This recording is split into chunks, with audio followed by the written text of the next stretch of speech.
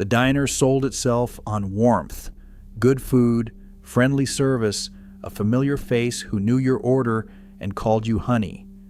The face was hers. She was the advertisement, the reason the regulars came back. And the diner did not pay for her. The customer did. The law let the restaurant count the coins left on the table as most of her wage and pay only a fraction from its own pocket. For years, it could keep even those coins. At number 16, watch a walkout come straight out of her pay, a stranger's unpaid check charged to the woman who served it. And by number 3, you will see the tips the house was allowed to keep for itself. 20 things diners did to 1970s waitresses that would get them sued today. Hit the subscribe button. This is a documented record. Number 20, the uniform she bought. She did not choose it. The restaurant chose it down to the color, the collar, and the length, and then it handed her the bill. The dress was required, the apron was required, and keeping both clean and pressed was her problem and her expense. It was a business expense being paid out of her pay. Under the rules that protect a tipped worker today, that deduction is flatly illegal because a uniform cost cannot be charged to a worker whose wage is already set at the floor. In the 1970s, the diner charged it anyway, and she absorbed it because the alternative was not working there. Nobody had to defend the practice. The uniform was the diner's idea, the diner's design, and the diner's advertisement. She just had to pay for the privilege of wearing it. Number 19, the costume they put her in. By the 1970s, the outfit was doing a second job. Some restaurants dressed their waitresses in short, tight, low-cut costumes built to sell the room, and the woman inside the costume had no vote on it. She wore what she was told because her income depended on tips, and tips depended on pleasing the table, and the costume was management's tool for pleasing the table. A restaurant critic in 1978 said one California spot's getup demeaned the women who had to wear it. That was the point of it. The outfit was chosen to turn her into decor, and refusing it meant refusing the job. Today, an employer who mandates a sexualized costume as a condition of the work is buying itself a discrimination claim. Then it was just the uniform. Her body was part of the fixtures, and the fixtures did not get a say. Number 18, the section that was theirs to give. Where she stood decided what she earned. The manager assigned the stations, and the stations were not equal. The busy tables, the big tickets, the late dinner rush where the tips ran high, those were handed out at the manager's discretion, and across the industry, the best of them went to men. The formal dining rooms, the white tablecloth service, the jobs where a single check could carry a real tip were treated as men's work. Women were sorted into the coffee shops, the counters, the breakfast and lunch shifts where the checks were small and the tips were smaller. She could be the fastest, the most senior, the most requested by name, and still be kept in the low-earning room. Her paycheck was decided before she picked up a tray. It was decided by who was allowed to work the good section, and she was not. Number 17, the younger face they wanted. The diner was selling an image, and the image was young. Hiring leaned hard toward youth, and the woman who had waited those tables for 15 years learned that experience was not the asset she thought it was. As she aged, the good shifts thinned, the hours got worse, and a newer, younger face was brought in for the front of the room. There was no rule she could point to, no policy on paper. There did not need to be one. The preference did the work quietly, shift by shift, until she was scheduled out. Today, easing a competent worker toward the door because a younger one photographs better is age discrimination with her name on the complaint. Then it was just the look of the place, refreshed. The skill she had built over years counted for nothing against a birthday. Number 16, the losses charged to her. When something went wrong in the dining room, the diner found a way to make it hers. A customer who walked out without paying, a till that came up short at the end of the night, a plate that slipped and shattered on the floor, all of it could be docked from her pay. The business's losses became the waitress's debt. She had no control over the man who skipped his check and no way to prove the register was counted honestly, and it did not matter. The money came out of her. Today, if the restaurant takes a tip credit, not 1 cent of a walkout, a shortage, or a breakage can be charged to her, because any such deduction drops her below the minimum wage the law guarantees. In the 1970s, the deduction was routine. She paid for the customer's dishonesty, the manager's arithmetic, and the weight of a dropped plate. Notice what has already happened, and she has not yet been paid a dime. The diner picked her clothes and billed her for them, dressed her to sell the room, decided which tables she was allowed to earn from, and made her cover its losses when a stranger cheated or a plate broke. Before a single tip landed in her apron, the job had sorted her, priced her, and set the terms. What comes next is the wage itself, and how little of it the diner was ever willing to pay.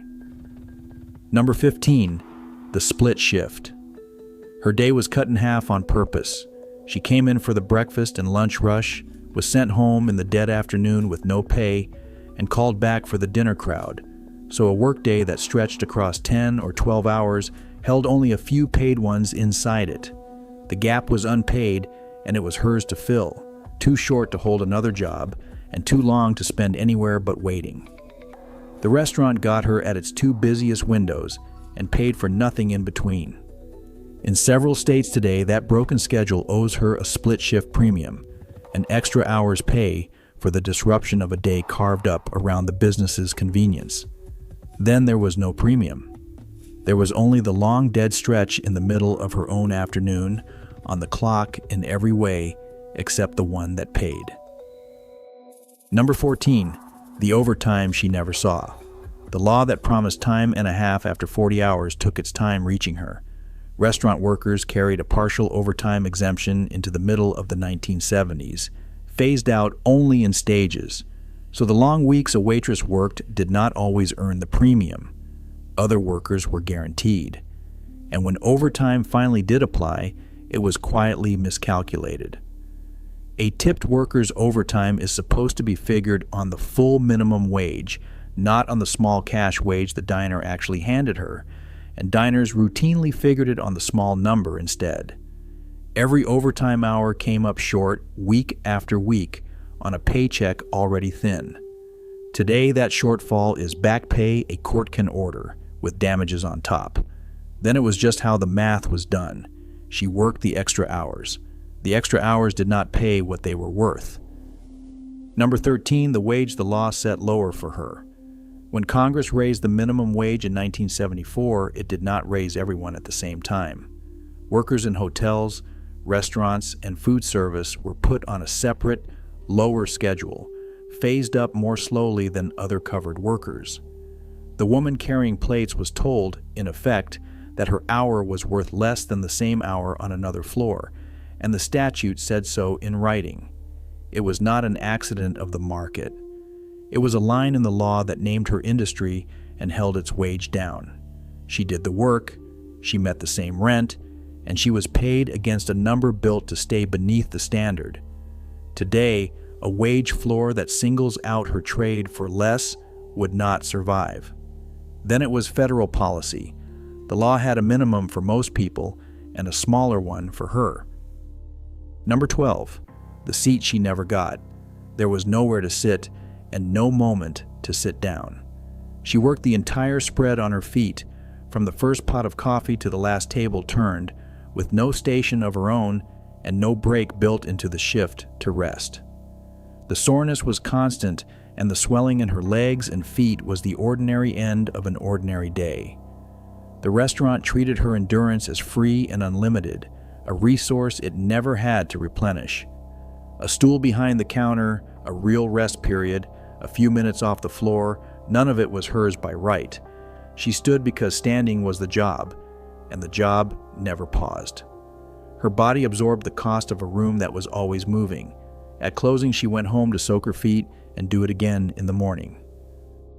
Number 11, the smile. She couldn't drop. Her mood was not her own. Because her pay came from tips, and tips came from pleasing the table, Cheerfulness stopped being a feeling and became a requirement of the job. Whatever the customer said, however he behaved, she smiled, she softened, she made him comfortable, because his comfort was her wage. A tired face or a flat tone could cost her the tip, and, if a customer complained, the shift. She managed his experience with her own expression, all day, table after table, and the effort of it never appeared on any ledger. Today we have a name for work like that, and rules about what an employer can demand of a worker's body and bearing. Then it was simply good service.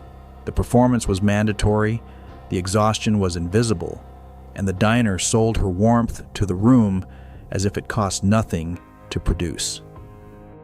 See the shape of it now. Every one of these turned the waitress into the thing that absorbed the shock. The business's costs, its broken schedule, its long unpaid stretches, its customers and their moods, all of it landed on her body and her face and her pay, and none of it landed on the diner. She was the cushion between the restaurant and every expense a restaurant would rather not carry. What follows is the center of it, the wage, and the plain fact that the diner arranged never to pay it. Number 10, the parts she had to play. The job did not just want service, it wanted a character. To earn at the table, she learned the roles the customers expected, and she switched between them all day. For one man, she was the doting mother refilling his cup before he asked. For another, she was the scolding wife who traded a little sass. For a table of businessmen, she was expected to be the pretty, admiring audience for their jokes. The tip depended on reading which woman the customer wanted and becoming her on the spot. It was unpaid acting demanded on top of the trays and the orders, and it was aimed almost entirely at the men in the room. She performed a fantasy for strangers because the fantasy is what they tipped. Her real self clocked in, put on whichever mask the table called for, and did not clock out until the last one left. Number 9, the tip pool the house dipped into. The tips she earned were not always hers to keep. Many restaurants pooled the tips and split them, and before the rules were tightened, that pool could be reached by the wrong hands. Management could take a cut. The house could fold tip money into what it owed her rather than pay it on top, and the line between her earnings and the restaurant's revenue was drawn wherever the owner wanted it. She could work a strong night, watch the tips fill the jar, and take home a share the house had already trimmed. The change to the law in 1974 finally said her tips were hers, shareable only among the workers who actually served, never a fund for the owner. Before that, the pool was a temptation and the owner held the ladle. She dropped her tips in and trusted a man whose interest was in keeping as much as he could. Number 8, the dead shift. Some nights the room stayed empty, and an empty room paid her almost nothing. Because her wage was built out of tips, a slow shift was not just quiet, it was a loss. She could stand a full night in a dead dining room, do every part of the job, and walk out with a handful of change. The risk of a bad night belonged entirely to her. The diner kept its doors open on her time and owed her almost nothing for the hours no customers came. The law was supposed to lift her to the minimum when tips fell short, but that guarantee was thin, poorly policed, and easy to ignore, so in practice she simply ate the empty night. A slow Tuesday was her problem, not the owner's. She gambled her wage on how many strangers walked through a door she did not control. Number 7, the floor that wasn't there. For many waitresses, the federal minimum wage did not apply at all. The law reached a restaurant only if it was big enough, measured by its yearly sales, and the small diner on the corner often fell below the line. In those kitchens, there was no federal floor beneath her, no guaranteed hourly wage from the government, nothing but whatever the owner chose to pay and whatever the customers left behind. She could work a covered restaurant across town and have a floor, then take a job at the small place and have none. Same trays, same hours, same aching feet, and one of them owed her a minimum and the other owed her nothing. Today the coverage reaches far more of these workers, and the gaps are narrower. Then the size of the owner's business decided whether she had any wage protection at all. Below the line, she was on her own. Number 6, the customer she couldn't refuse. The man at the table could say almost anything, do almost anything, and she had no law to stand behind. For most of the 1970s, courts did not recognize sexual harassment as illegal at all. A woman fired for refusing a boss was told, in an early case, that this was not discrimination but a personal matter. Not until 1976 did a court first side with a harassed woman, and not until 1977 did an appeals court call it what it was. The Supreme Court did not settle the question until 1986. And none of that reached her worst problem, which was not the boss, but the customer, the one whose tip was her wage. She could not walk away from the hands or the comments at Table 9 because Table 9 was paying her, and refusing him meant losing the money and maybe the job. The law offered her nothing. The tip made sure she stayed. Here is where it all points. Every item so far has been leading to one question, the simplest one there is. Who actually paid this woman?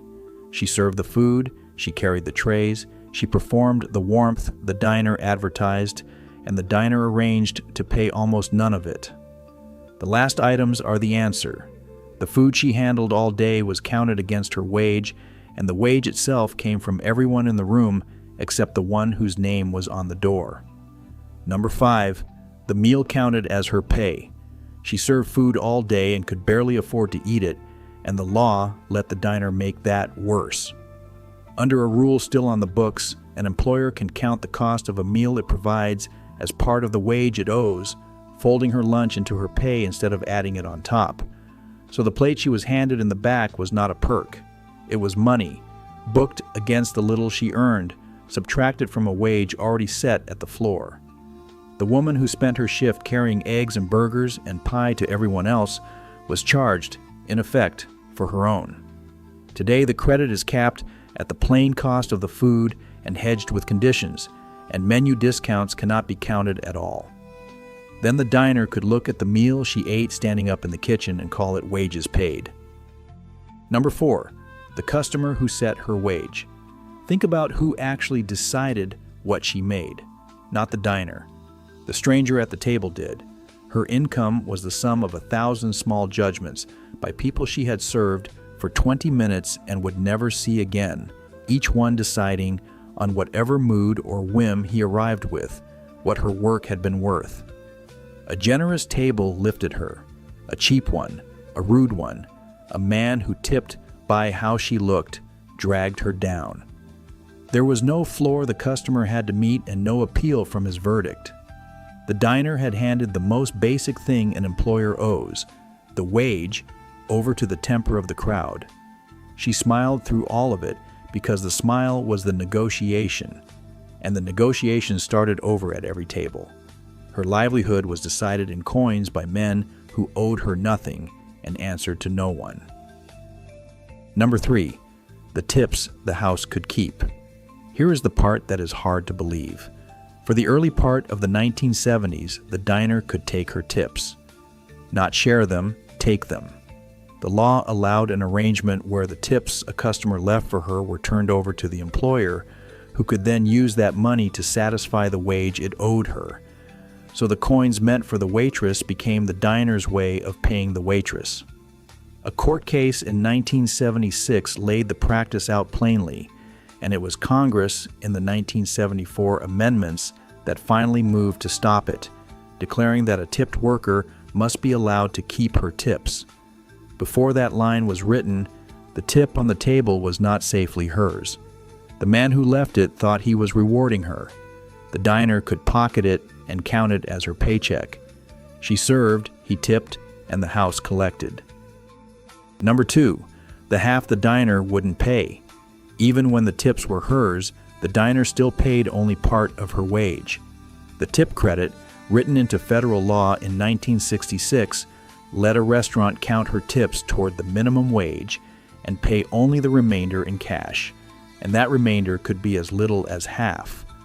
The other half of her legal minimum was made up of money the customer handed her, not money the employer earned its way out of paying.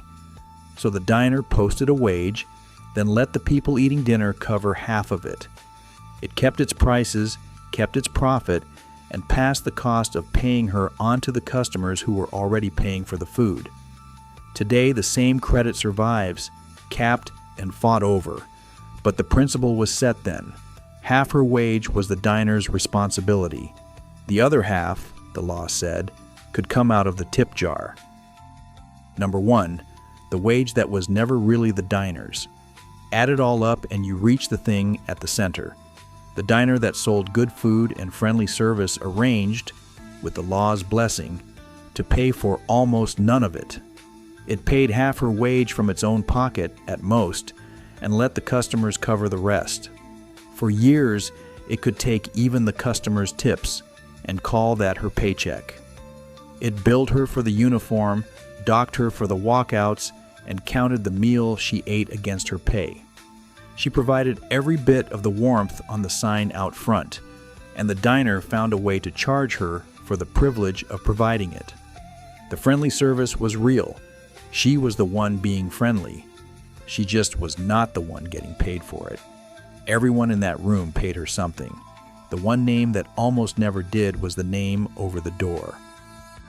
Read the promise on the sign again. Good food, friendly service. Now read the arithmetic underneath it. The law let the diner pay half her wage and hand the rest to the customers, and for part of that decade let it keep the tips those customers left. That was not a rogue owner. That was the wage system as written, followed by ordinary people who ran restaurants the way the rules allowed. None of this is a secret pulled from a shadow. It is in the Fair Labor Standards Act and its 1974 amendments, in the wage orders, in the Labor Department's own letters, in the court cases that took until the 1980s to give her a claim she could file. Remember the walkout taken out of her pay, the meal booked against her wage, the tips the house was allowed to pocket. The service the diner advertised was hers. She gave it every shift. The diner simply built a wage it never fully paid. Did your mother or grandmother wait tables in those years? Tell me what she actually brought home after everyone at that counter took their cut.